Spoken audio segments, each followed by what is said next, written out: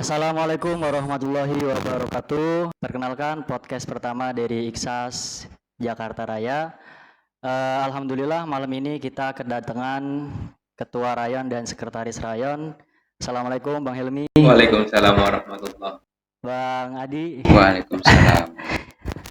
Oke ya, jadi buat teman-teman yang belum tahu, ternyata di media Iksas ini ada podcast nih. Jadi buat teman-teman nanti yang mau podcast bisa gabung bersama kita. Gimana kabarnya Bang Helmi? Alhamdulillah sehat-sehat. Bang Adi gimana? Alhamdulillah luar biasa. Ngeri ya. Kita langsung kedatangan Ketua Rayon dan Pak Sekjen. Ya katakanlah Ketua PBNU dan Sekjen PBNU ini. Gus ayahnya Iksas gitu kan. Sama Sekjennya PBNU Gus Ipul. Jadi gimana Bang? Iksas ini udah berjalan berapa lama dari sejak ke pengurusan Bang Helmi? Alhamdulillah kemarin kita pelantikan dari bulan Juli. Setelah bulan Juli kurang lebih berarti sekitar setengah tahun lah. Setengah tahun ya. Bulan berjalan. Dinamikanya setelah pelantikan rayon maka kita melanjutkan rapat kerja, musyawarah kerja. Musyawarah kerja yang di dalamnya kita bentuk program atau kegiatan dalam periode 1 tahun minimal. Nanti ada evaluasi. Termasuk setelah kemarin rapat kerja itu kita lanjutkan dengan pembentukan kepengurusan baru di masing-masing sub. Masing-masing sub Bekasi, sub Jakarta Selatan, Jakarta Timur dengan Jakarta Utara. Alhamdulillah. Jadi ini berarti terhitung masih baru ya, masih setengah tahun ya. Masih setengah tahun. Masih grace. Terus ini kan kalau di organisasi itu ada apa ya yang namanya kepengurusan inti gitu Bang. Pastinya ada ketua, sekretaris dan bendahara gitu.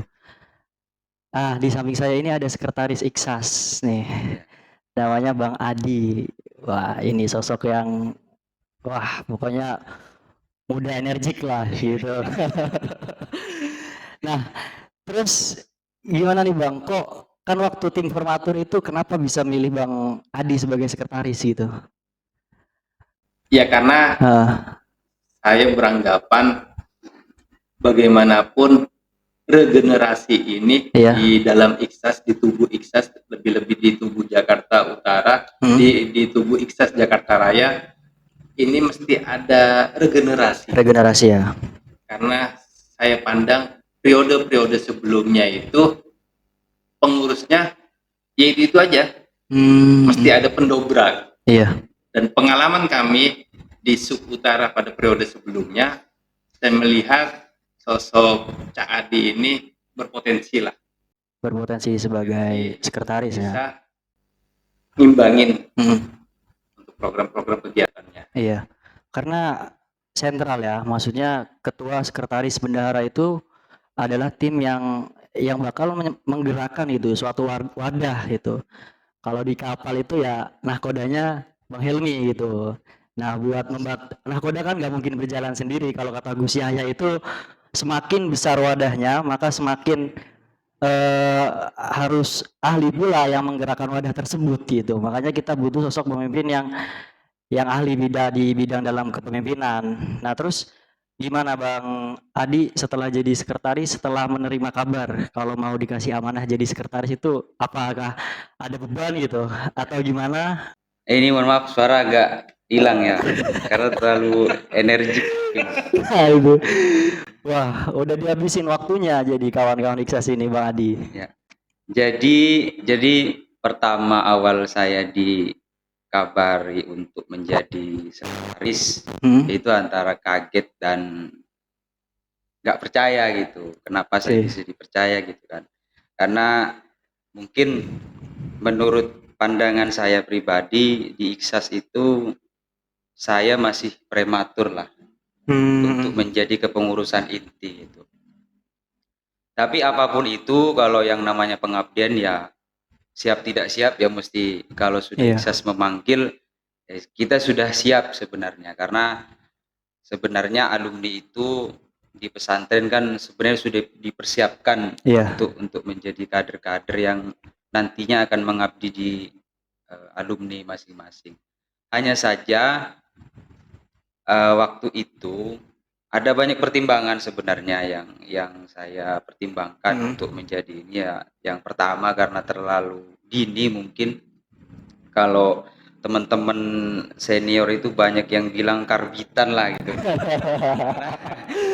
Ya, itu tadi karena saya akui karena saya pun terlalu minim juga pengalaman di Jakarta Raya. Ya, tapi kunci itu tadi, siap tidak siap, kalau Iksas sudah memanggil ya harus siap. Bismillah. Ya, jadi kalau Iksas ini kan dia terbagi jadi dua wadah ya, ada Iksas santri dan juga alumni. Nah, itu kira-kira bedanya apa Bang antara Iksas santri dan alumni, dan serta peran tugasnya itu kayak gimana kalau Iksas santri terus Iksas alumni? Dari segi struktural kita seimbang lah. Seimbang ya. Satu posisi kita. Satu posisi. Tidak ada yang di bawahnya. Jadi mau Iksas rayon alumni maupun Iksas rayon santri itu selevel. Maka dari itu termasuk pusat pun Iksas pusat pun ada Iksas pusat alumni, ada Iksas pusat santri. Nah, harapan kami sebagai rayon alumni berkolaborasi antara santri dan alumni. Gunanya menjembatani, sebagai alumni menjembatani komunikasi dengan santri bagi para wali santri, karena wali santri sendiri backgroundnya bermacam-macam. Alumni memang real, beliau alumni dari Salafiyah Salafiyah, atau dari alumni pesantren-pesantren lain, atau bahkan yang tidak memiliki background pesantren. Dinamika seperti ini kan mesti ada penjembatan. Iya. Nah, berarti Iksas hadir sebagai penjembatan itu. Jembatani. Bahasanya segitiga emas. Antara alumni, santri dan wali santri. Iya. Jadi kan Iksas sebagai menjembatani antara wali santri dengan santri. Nah, kemudian ketika wali santri ini kan seperti yang tadi Bang Helmi katakan, bermacam-macam backgroundnya gitu. Ada yang wali santri itu dari alumni juga, ada yang nggak sama sekali nggak pernah mondok gitu kan, masih ya pekerja umum lah gitu. Nah, itu kan pasti pandangannya beda Bang, antara yang alumni mungkin udah paham ya antara sama Iksas, terus kegiatan-kegiatannya apa di pesantren itu, nanti kewajibannya setelah pulang ngapain. Nah, terus kan yang jadi pertanyaan itu, bagaimana sih ketika ada wali santri yang dia belum paham gitu, dan ketika wali santri itu belum paham, kebanyakan mereka tidak mengizinkan untuk anaknya misal berkegiatan di luar atau kayak gimana gitu. Itu kan pasti terjadi perbedaan antara kedua wali santri tersebut. Gimana tanggapannya menurut Bang Helmi maupun Bang Adi? Saya ya. Kalau tanggapan saya sih begini, itu bagian dari tantangan kita sebenarnya. Termasuk yang tadi ketua sebut bahwa yang alumni juga wali santri juga terbagi dua. Iya. Ada yang murni alumni, ada yang benar-benar murni dari masyarakat yang non alumni gitu. Nah, ini tantangan bagi kita. Namun tantangan itu kita menjawabnya dengan membuatkan wadah, karena sekarang kan zamannya sudah canggih ya. Jadi ada wadah namanya grup WhatsApp. Jadi setiap informasi yang datang dari pesantren, baik itu aturan terbaru maupun kegiatan-kegiatan Iksas, itu nanti kita sosialisasikan di grup tersebut. Nah, tantangan ke depan kami juga ingin fokus dengan ketua membangun segitiga emas tadi. Segitiga emas ya, karena itu merupakan fondasi. Jadi kita berdiskusi di diskusi kita antara Iksas alumni dengan wali santri itu tidak hanya di ruangan hampa, artinya di media sosial saja. Tapi kita ingin ke depan bagaimana diskusi ini ada diskusi sebulan sekali yang kontinu gitu. Iya. Jadi yang intens lah komunikasi yang kaitannya dengan perkembangan putra-putri wali santri di pesantren. Mungkin itu sih rencana kami ke depan gitu untuk keberlanjutan wali santri. Karena kalau hanya di grup WhatsApp ya bisa sosialisasi tapi enggak terlalu inilah. Nggak bisa terlalu intens gitu dan nggak efektif. Iya, jadi wali santri itu kadang ya nggak hanya wali santri ya Bang. Kadang kita pun contoh misal kita punya saudara nih sama-sama santri Sukorejo gitu. Terus saudara kita ini dia juga nggak punya kepedulian tentang Iksas. Buat kita nih alumni yang baru keluar mungkin tahun 2019, 2020, apalagi yang baru keluar SMA, apalagi kita nih yang letak geografisnya di Jakarta, gitu kan? Itu pasti banyak banget godaan-godaan yang masuk gitu. Untuk kita udahlah, santri kan udah lewat nih gitu kan. Sekarang udah alumni, udah bebas gitu. Nah, makanya Iksas itu mungkin di salah satu tujuannya untuk membentengi para alumni tersebut ya. Nah, terus gimana sih Bang kalau misal Iksas yang udah senior sama yang junior gitu merupakan salah satu masalah yang hampir terjadi di semua Iksas yang ada di Nusantara, antara adanya gap dari yang tua ke antara yang senior dengan yang junior gitu. Nah, itu gimana Bang cara menanggulinya itu? Ya, jadi gini, sebetulnya kita bicara angkatan, kita ada min plusnya lah. Maksudnya min plus tadi, Sukorejo ini nggak ada angkatan sebetulnya. Nggak ada angkatan, ya emang. Mungkin kalau di pesantren lain, di lembaga lain itu ada angkatan ke-1, angkatan ke-2. Dan kita di sini di Iksas, kita berbaur antara alumni di zamannya Kiai As'ad, Kiai Fawaid, bahkan sekarang alumni di zamannya Kiai Azaim. Alhamdulillah kita berbaur. Gambaran dari kepengurusan saat ini bisa sedikit menghilangkan paradigma itu, bahwa ada gap antara junior dengan senior. Makanya saya pun memberanikan diri menunjuk Cak Adi sebagai sekretaris. Bahkan di bawahnya Cak Adi, wakil sekretaris pun itu dua-duanya sama-sama junior ibaratnya. Kalau kita bicara angkatan. Tapi ya itulah, Iksas selain wadah sebagai pengabdian, sarana kita bersosialisasi dengan masyarakat dan alumni, itu adalah bagaimana mengorkestrakan antara alumni-alumni muda yang mereka tidak sampai nanti mati rasa terhadap Iksas. Nah, itu yang berbahaya. Itu yang berbahaya. Kita tidak ingin. Harapan saya ke depan, harapan kami semua pengurus rayon, ke depan itu Iksas bisa mewarnai Iksas Jakarta Raya, bisa mewarnai Jakarta Raya. Iya. Dengan perubahan nama saja, dari perubahan Jabodetabek menjadi Jakarta Raya, itu adalah pintu besar untuk kita masuk ke level komunikasi dengan tataran pemerintahan lebih mudah. Nah, dari situ bukan hanya sekedar, mohon maaf, walaupun kita pahamlah bahwa wasiat Allahumma fir lahu itu Ratibul Haddad, tapi di luar itu, di luar Ratibul Haddad itu ada ekonomi yang diperhatikan, pendidikan juga ya. Bagaimana Iksas ini menjadi magnet atau daya tarik dan memberi solusi kepada semua anggotanya, tertampung segala kebutuhannya. Kita nggak boleh malu, harus berkaca dengan pesantren-pesantren yang sudah berkembang di ekonomi seperti Sidogiri. Nah, itu udah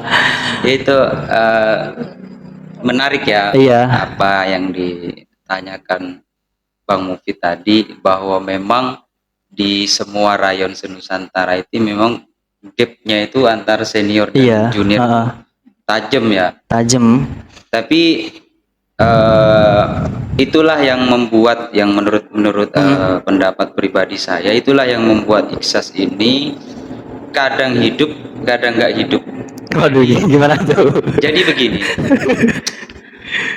rayon yang gap senior dan juniornya itu kental, itu biasanya ketika di si rayon ini anggotanya adalah orang-orang yang lahir dari rahim aktivis, artinya dia suka dengan perbedaan, itu akan menghidupkan, malah itu nggak jadi persoalan.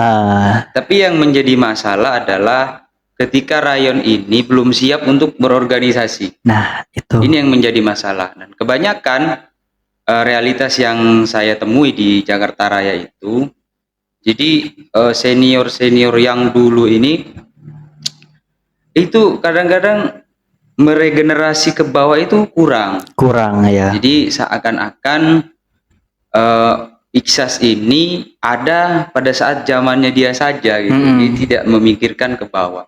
Nah, makanya ini yang saat ini kami perjuangkan.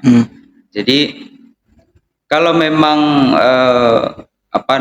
gesekan yang ini perjuangan kita memang gesekannya agak lumayan juga. Lumayan. Ya, lumayan lah. tapi itu tantangan lah. Iya, tantangan. Termasuk challenge untuk saya karena dengan figur yang tadi dialamatkan ke saya muda. Sebenarnya saya bukan muda-muda juga. Saya juga udah punya anak sebenarnya. Iya. Tapi kan bagian dari representasi gitu kan. Nah, kalau dianggap saya merepresentasikan muda pemuda itu yang menjadi perjuangan saya sebenarnya. Jadi saya harap ke depan itu tidak ada lagi di Iksas itu ketika dia sudah menjadi tokoh di masyarakat lalu dia bergabung ke Iksas. Nah, ketokohan inilah yang sering jadi permasalahan gitu. Sehingga ketika kita berbicara yang muda-muda ini selalu kita dibatasi dengan yang namanya akhlakul karimah. Nah, itu makanya tadi tawadu seperti itu. Itu selalu kita dibatasi itu. Tapi bukan salah. Tetap harus ada yang seperti itu. Namanya kita keluar dari rahim pesantren, betul. Kita mesti menjunjung tinggi akhlakul karimah. Tapi yang menjadi catatan bahwa ketika ini yang terjadi ya, bahwa ketika kita yang muda ini agak keras menyampaikan pendapat, ini kan selalu jembatannya oleh akhlakul karimah. Tetapi ketika yang junior ini harusnya nggak boleh egois juga. Iya, betul. Jadi kadang-kadang yang senior ini ketika membantai yang muda itu nggak pakai aturan gitu. Ini yang terjadi. Makanya sering terjadi gini, Bang. Ketika yang senior gitu, katakanlah kita kasarnya membabi buta yang muda gitu. Nah, makanya itu juga menjadi penyebab kenapa nih akhirnya yang muda-muda ini juga nggak mau lagi beriksas. Iya. Karena saya juga pernah nanya ini juga ke teman-teman, Bang, atau siapalah gitu. Kenapa sih nggak pernah hadir iksas gitu? Saya kadang malu gitu diceng-cengin gitu sama yang senior-senior. Nah, itu makanya kan kenapa maksud saya gini, kita lahir dari rahim pesantren yang menjunjung tinggi akhlakul karimah gitu kan. Ya, kemudian kita dibentuk dengan wadah yang namanya Iksas gitu kan. Satu-satunya wadah ketika menjadi alumni ya Iksas gitu. Nah, ketika alumni masuk ke Iksas kemudian kita dibombardir gitu kan dengan kayak gitu. Terus nanti kita mau lari kemana? Nah, ini menarik nih. Nah, kan gitu. Ini menarik.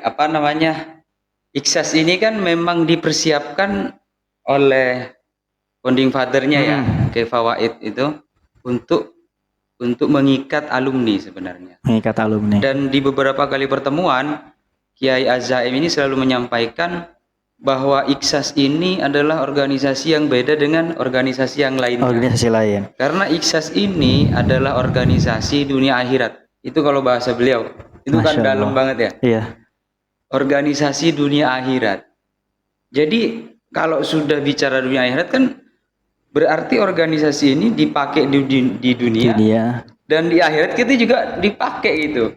Nah, ada kutipan yang menarik dari salah satu senior di Sukoharjo yang nggak bisa sebut saya namanya. Dia menyampaikan begini, kita ini kan bukan ahli zikir ya kan. Iya. Kita kan bukan ahli ibadah dan semacamnya itu. Kita hanya seorang santri yang banyak dosa dan maksiat. Nah, yang akan membawa kita ke surga itu salah satunya adalah mahabbah kita gitu. Jadi faktor mahabbah.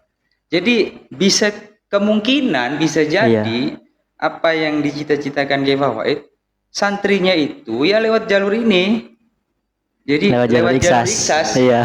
Nah, makanya ketika sudah menjadi pakem itu harusnya alumni banyak yang sadar ya. Iya. Bahwa kalau sudah ikhsas ini bicara ikhsas ya ikhsas gitu pakem. Lah, kalau kemudian di dalam kepengurusan ini terjadi dinamika, karena kan kita bicara ikhsas itu kan organisasi. Iya. Yang tak lepas dari ADART gitu kan. ADART itu memerintahkan ketika akan melakukan regenerasi kepengurusan itu harus melalui musyawarah rayon. Nah, musyawarah rayon itulah musyawarah tertinggi di rayon. Iya. Jadi saya berharap bagi teman-teman ini kan kebanyakan teman-teman begini loh. Ketika kepengurusan yang ada ini sepaham dengan jalan pikirannya dia, itu dielulukan biasanya. Wah, ini bagus, ini bagus. Tapi ketika sudah tidak sepaham dengan tujuan mereka, ini biasanya kayak tadi bahasanya Bang Mufid, dibombardir. Nah, makanya hal-hal yang begitu kita kembali lagi ADART, kemudian bahasanya Kiai Hazaim bahwa ikhsas ini adalah organisasi dunia akhirat. Dan jangan sampai ketika kita kecewa dengan kepengurusan yang ada karena tidak sepaham dengan jalan pikiran yang nggak setuju dengan kepengurusan yang ini. Saya nggak bicara di Jakarta Raya lah. Di semua rayon itu pasti ada hal-hal yang seperti itu.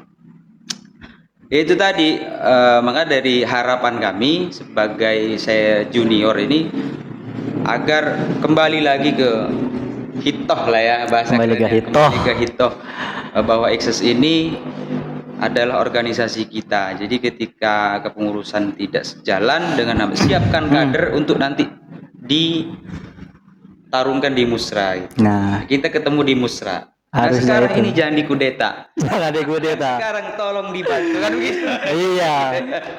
Maksudnya kan ya jangan sampai lah dipotong-potong gitu. Perbedaan pendapat boleh, namanya dinamika organisasi. Kalau nggak ada dinamika ya udah ngapain dibuat organisasi, karena udah satu visi kan, satu visi satu misi. Adanya organisasi kan ya tadi untuk gimana caranya nih satu wadah dengan orang-orang yang berbeda pendapat. Ya kan, kepala-kepalanya berbeda, beda isinya, beda pendapatnya, beda hatinya, beda perasaannya. Itu gimana caranya kan biar menyatu gitu. Nah, salah satunya juga nggak terlepas dari peran-peran santri senior junior. Makanya kalau saya sempat berpikir begini Bang, waktu ketika saya ke Jakarta kemudian bertemu dengan Ikhsas gitu, kok nggak ada yang seumuran saya ini. Gitu, asing gitu.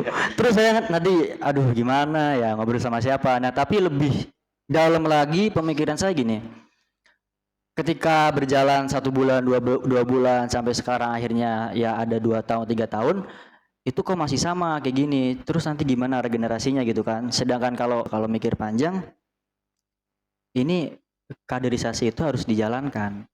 Karena kalau misal kaderisasi ini diputus, nggak menutup kemungkinan nanti Ikhsas Jakarta Raya itu juga bakal dibekukan karena nggak ada lagi pengurusnya. Gitu. Kita nggak mungkin kan memberi amanah kepada seseorang yang mungkin sudah sepuh gitu, nggak lagi ngurus organisasi, mungkin lebih ke di jalan yang berbeda, ngurus kan seperti itu ya? Ngurus ibadah gitu kan. Nah itu kan penting banget Bang ya, kaderisasi itu. Iya penting. Tapi kan sebetulnya gini, sebetulnya dalam Ikhsas sendiri itu kan apa ya, kepengurusannya aja udah mewadahi gitu. Anggaplah sekarang gini, yang energik, yang totalitasnya, maksudnya totalitas mobilnya juga cukup bisa, wirawirinya, yaitu posisikan di pengurus tanfid. Pengurus tanfid sebagai pelaksana. Ya pelaksana lah, pengurus harian. Nah bagi yang sudah usia, mungkin dari sebagai tokoh masyarakat di Ya, wilayah yang memiliki kewajiban lebih lah, lebih besar gitu mungkin di kita juga masyarakat. butuh pengayom, ya kita posisikan mereka di suri. Nah, di atas suri pun itu kita Masih ada atasnya penasehat lagi, gitu. penasehat. Nah, tiga wadah ini dalam satu iksas ini sebetulnya sangat bagus Iya. ketika diposisikan di masing-masing. Jadi jangan sampai, mohon maaf, penasehat menjadi pengurus harian, suri juga ikut gawe cawe-cawe. Nah itu percayakan kepada kami, iya, kepada pengurus harian. Kalau kami tidak pernah diberi kepercayaan, kami betul. tidak diberi waktu untuk pengabdian ini, lantas bagaimana kami bisa mengacak kami ini salah atau tidak gitu. Nah, silahkan berikan kami kepercayaan. Urusan nanti melenceng ibarat kereta udah keluar dari rel, tegur kami, nasihati kami. Tugasnya jangan sampai ibaratnya kami diteken, pengurus yang muda-muda bahasanya tadi diteken gitu, akhirnya mereka mati, kreatifnya mati. Iya. Berimajinasi dalam berorganisasinya ya tumpul gitu. Tidak ada keberanian. Akhirnya ya itu tadi, nanti alumni-alumni yang muda yang baru selesai belajar di pesantren, studi di pesantren, udah jengah duluan terhadap iksas. Jadi momok yang menakutkan. Gitu. Kita berharap tidak seperti itu.